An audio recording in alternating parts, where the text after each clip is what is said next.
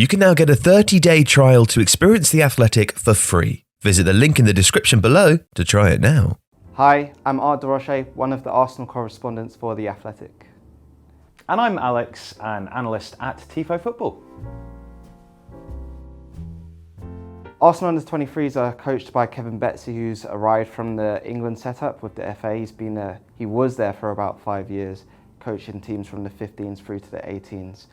Before that, he was at Fulham, and one of the things that has really come through from his coaching is flexibility of the players he has. So when you see his under-23s team set up, one thing that probably surprises a lot of people is they don't set up in a similar way to the first team. The first team often use 4 at the back, they use a 3-5 at the back, and with that he probably looks to promote the style of play rather than the actual systems that are being used, which has been quite interesting to see develop over the course of this season so far. So Art's given a brief introduction there to Kevin Betsy's thinking, and you can see this on the board here. So we've picked a lineup from a recent game. And what's really interesting, like Art says, is this fluidity. So if we have a look at, the wing backs are pushing up a lot here, but then you'll find the midfielders are dropping off into this space. When they build out from the back, the centre backs here will push up a little bit, but this guy, Rekik, who we'll talk about in a bit, really has license to get forwards, carry the ball into midfield, or even potentially into the wide areas. And Akinola will drop off there and make sure that this central area is still compact. Wing backs getting nice and high on both sides, supplemented there, but they can also underlap with these players drifting out into wide areas. And then, like the Arsenal senior team, currently there's a front 2 setup. The side have used a 3-4-3 or a 3-4-2-1 occasionally as well, but currently what you'll see is a sort of alternating dropping off between these central players here, so that one of them's there to link play and create continuity with the midfield. The other one is pushing up and looking to get in on the end of opportunities. Very much a possession-based team, very much a team that likes to play on the front foot, press high, create a really high back line, squeeze the opposition. And you could see in the recent game against Chelsea under-23s how in the early stages of that game particularly, Arsenal's aggressive press was incredibly disruptive to how Chelsea were trying to play out from the back. So that's basically how they play. Now we're going to look at 3 players who, since I've been watching them this season, I felt these are the players that are probably most interesting. The first one is Omar Rekik. He's a centre-back who came from Hertha Berlin in the January of last year. He's someone who plays with a lot of confidence, has quite a big physical stature, but is also very comfortable on the ball. When speaking to Kevin Betsy after games, he's called him almost the free centre-back, if you'd like to look at him that way. When you have a back three, he's the one that is allowed to push forward, and you will see sometimes he's even playing in midfield or in the final third.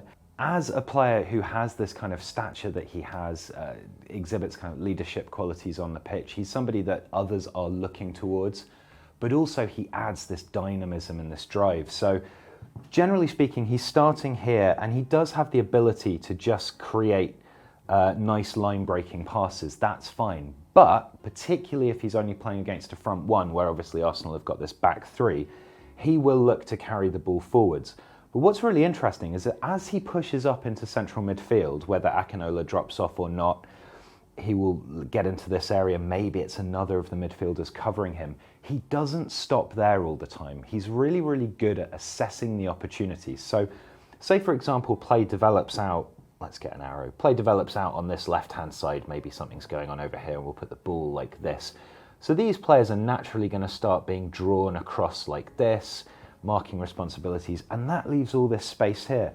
And Rekik, despite being a centre-back, will happily pop up in this area. So you might have an underlapping run from this wing-back, and Rekik's making himself the spare guy here.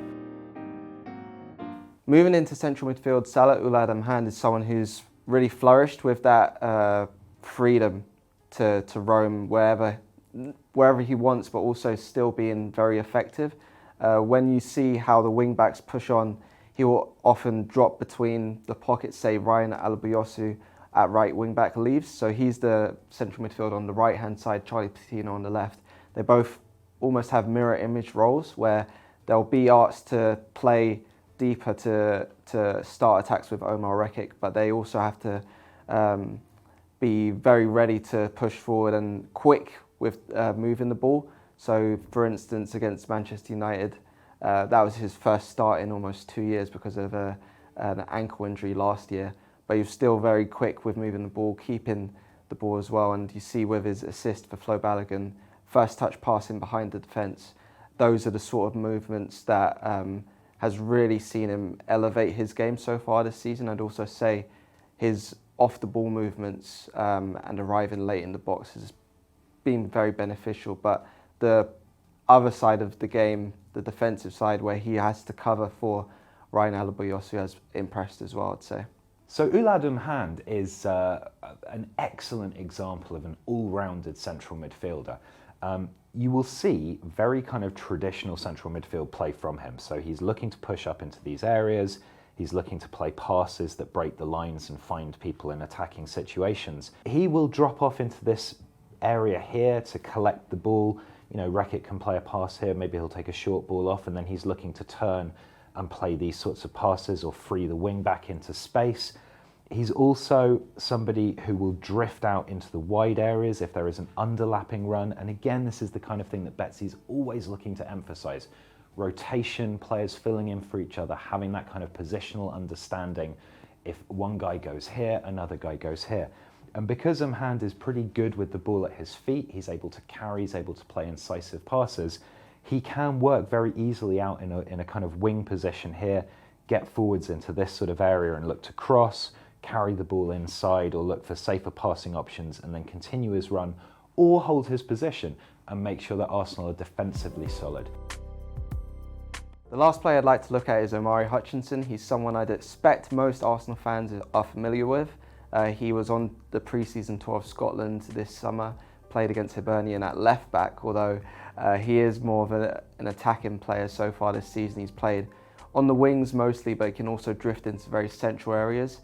He's someone who's an extremely good dribbler, can play with both feet, an extremely good finisher too, very clean striker of the ball. When he gets into those positions just on the edge of the area, he has a very clear idea of what he's going to do, and he's very hard to take the ball off. And so far this season, he has been one of the bright lights, I think, even on the opening day of the season when the under-23s lost 6-1 to West Ham. He was the player who was driving the team forward, and he won a penalty in the closing stages. And Hutchinson is a player who is exciting to watch. Go and check out his goals. Newport County off a short corner, a couple against Palace, one with the left foot, one with the right foot. He's the kind of player who is going to be looking for the ball. So if he's playing on the right-hand side here of a 3 like he did against Spurs, which is the lineup that I've selected here, he will pull wide if that's where he's going to find space to take a pass here, and then he'll look to carry the ball in field and maybe pull the ball back or create a shooting opportunity for himself. But he's someone who's also played as a centre forward in a front 2, kind of more in the false 9 mode, like he's not playing off the shoulder and looking to burst in. He wants to drop into the space between the lines, which is where he's so effective, because when he then gets a progressive pass like this, he's automatically looking to turn and carry the ball forwards. And as Art has highlighted, he's got this all-round skill set. So that dribbling is really effective, and at the end of that, he can pick a clever pass, he can find an opportunity to shoot either off his left foot or his right foot.